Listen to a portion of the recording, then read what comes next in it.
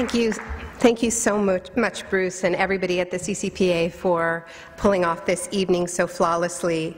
I also want to thank the entire Louis Landsberg family, many of whom are here tonight. I saw Janet Sahlberg. Welcome, Janet, and thank you. I think I saw Elena. Hey, there's Elena Lewis. And I'm told that Stephen Lewis and Michelle Landsberg are here, so please join me in welcoming them all.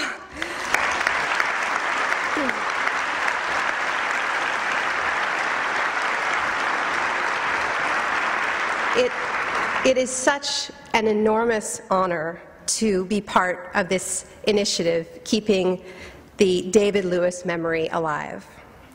Watching those wonderful clips, and I've been watching them over the past couple of days, I was really struck by one thing.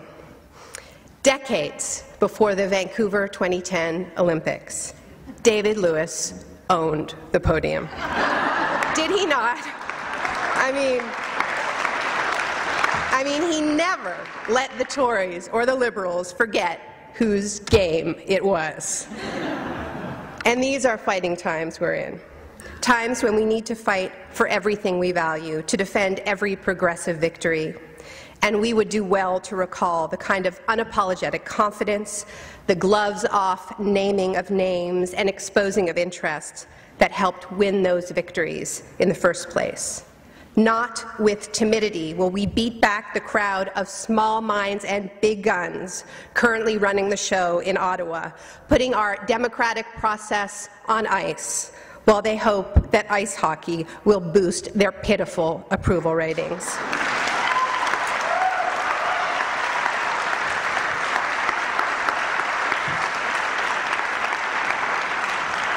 Now, friends, I have to admit, we have now passed the fiery part of the evening. Those of you who have seen me speak before know that I tend to keep things at a low simmer. I don't do this, although I want to.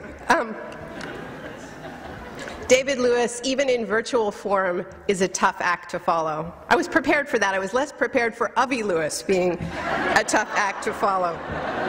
Now, as you know, I'm going to be talking about climate debt tonight, and this is a relatively new issue in the global north, one that has received almost no coverage in the mainstream media and only a first glance in the alternative press. Where it did enjoy a brief spotlight recently was in Copenhagen during the Climate Change Summit in December, where it was championed very powerfully by a coalition of Latin American and African governments, as well as a large number of NGOs from the Global South, groups like Focus on the Global South and Jubilee South, which has been fighting for the alleviation of foreign debts for a very long time.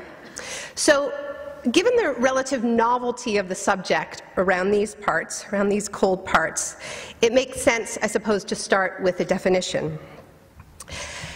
What is she talking about? At its most basic, climate debt is the idea that poor countries are owed various forms of reparations from rich countries for the climate crisis. It is also the idea that nature has rights, including the right to regenerate, and that we have violated those rights and must undertake a process of repairing the earth, a familiar concept. The science underpinning climate debt is familiar to all of you here. The Earth's atmosphere has a finite carbon budget, the total amount of carbon that can be emitted by everyone before so much carbon accumulates in the atmosphere that warming becomes catastrophic.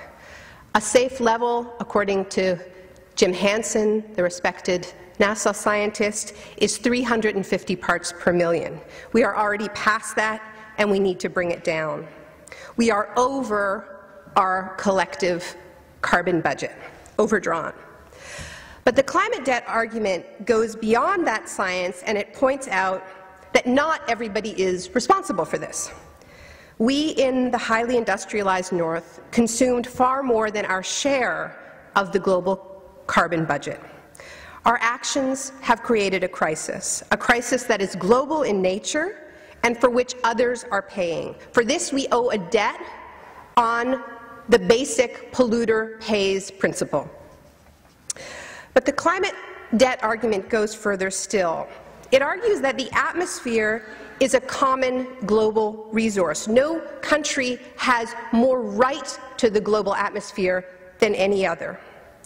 Using the atmosphere as a sink to absorb our emissions benefits countries. It's allowed us to build our profitable industrial economies over the years. By using so much more of than our share of that global carbon budget, we have robbed billions of people of their rightful share, making the price of development much more costly. Now, the bottom line is that we took what wasn't ours, and for that we owe. It's a difficult truth, but it's true. Climate debt differs in some uncomfortable ways from the ways we are used to talking and thinking about the environment. It's not about polar bears, it's about people. Now, traditionally, North American and European environmentalists have tended to sell climate change as a kind of a kumbaya issue. Unlike so many other issues, this one erases difference. We're all in it together. We all share this fragile blue planet, and that's true, so we all need to work together to save it. Everybody, even Dick Cheney, has grandkids, right? I mean, we've heard these arguments. Now, in sharp contrast, the climate debt movement pointedly stresses difference. It zeroes in on the cruel contrast between those who caused the climate crisis, that would be us in the North, and those who are suffering its worst effects. That's those living in the global South. Now, of course, we will all be affected by climate change in some way or another, but we are not all affected by it in the same way. There are vast differences in the immediacy and in the intensity of the threat. For people in Yemen facing severe water shortages that fuel conflict, or in Bolivia watching their glaciers, their source of drinking water in the capital city of La Paz, melt before their eyes, climate change is not about grandchildren, it's about now. By contrast, we appear to be so casual about climate change that we have all kinds of time to waste with denialism, the current media pastime, and too much climate talk, as you, I'm sure, are well prepared for, is bogged down in statistics and jargon, and I promised myself that I would stay away from that tonight. But there are two sets of numbers that we really need to get our heads around in order to understand the urgency of what is fueling this movement, and it is a growing movement.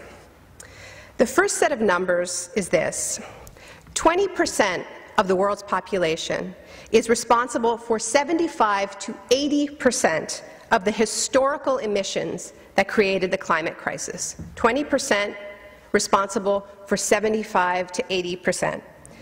That 20% is us. It's the developed, industrialized world, rich countries like Canada. Now, the reason we talk about historical emissions, the amount of countries, the amount of carbon countries have emitted since the Industrial Revolution, is because carbon stays trapped in the environment. It doesn't just disappear, it stays trapped, growing denser and denser, and it is that density which causes the dangerous levels of warming.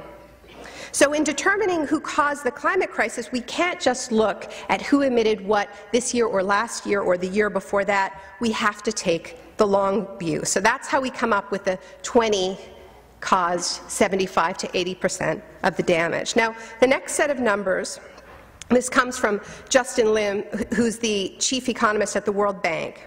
And this is a quote: about 75 to 80% of the damage caused by global warming will be suffered by developing countries, the majority of the world's population. Now, when you look at these statistics together, what you see is that when it comes to climate change, there is this cruel inverse relationship between cause and effect, an utter disconnect between who has caused the climate crisis and who is living with its worst effects.